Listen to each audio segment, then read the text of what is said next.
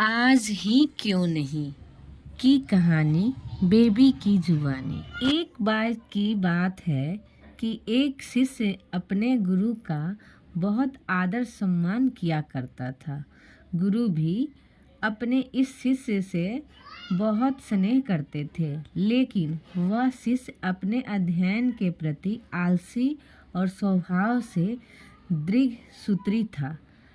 सदा स्वाध्याय से दूर भागने की कोशिश करता था तथा आज के काम को कल के लिए छोड़ दिया करता था।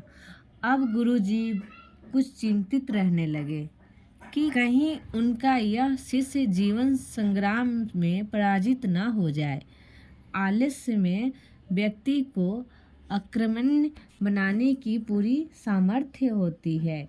ऐसा व्यक्ति बिना परिश्रम के ही फलोपभोग की कामना करता है। वह शीघ्र निर्णय नहीं ले सकता और यदि ले भी लेता है तो उसे कार्यान्वित नहीं कर पाता। यहाँ तक कि अपने पर्यावरण के प्रति भी सजग नहीं रहता है और न भाग्य द्वारा प्रदत्त अवसरों का लाभ उठाने की कला में ही प्रवीण हो पाता है।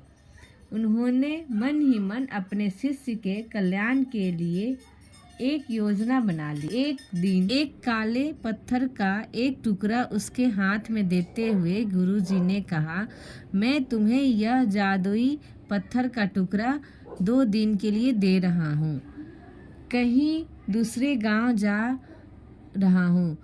जिस भी लोहे की वस्तु को तुम इससे स्पर्श करोगे वह स्वर्ण में परिवर्तित हो जाएगी।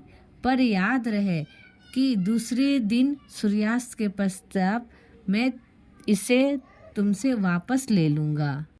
शिष्य इस शुभ अवसर को पाकर बड़ा प्रसन्न हुआ, लेकिन आलसी होने के कारण उसने अपना पहला दिन यह कल्पना करते करते बिता दिया कि जब उसके पास बहुत सारा स्वर्ण होगा तब वह कितना प्रसन्न, सुखी, समृद्ध और संतुष्ट रहेगा।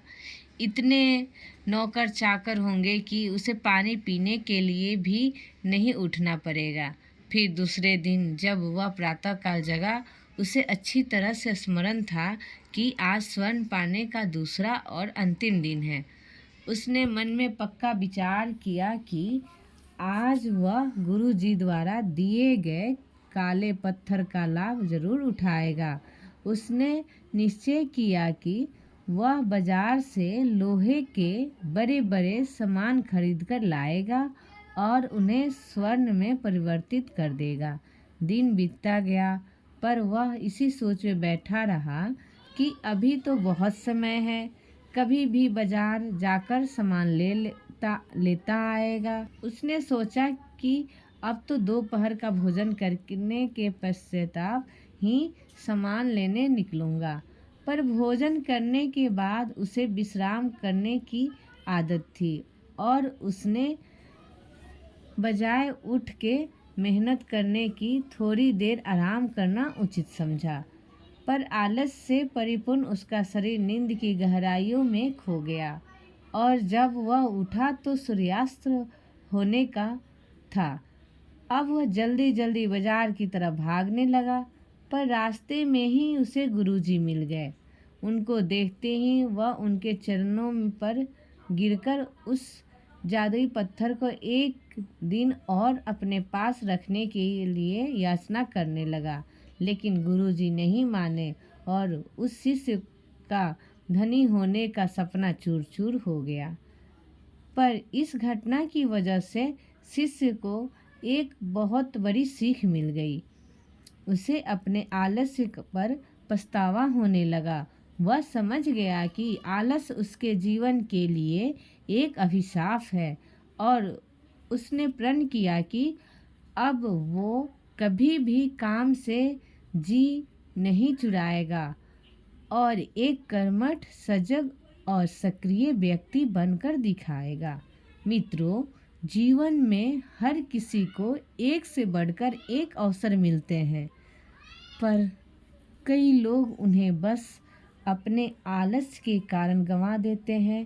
इसलिए मैं यही कहना चाहती हूँ कि यदि आप सफल, सुखी, भाग्यशाली, धनी अथवा महान बनना चाहते हैं तो आलस और दीर्घ सूत्रता को त्याग कर अपने अंदर विवेक, कष्ट साध्य, श्रम और सतत जागरूकता जैसे गुणों को विकसित कीजिए।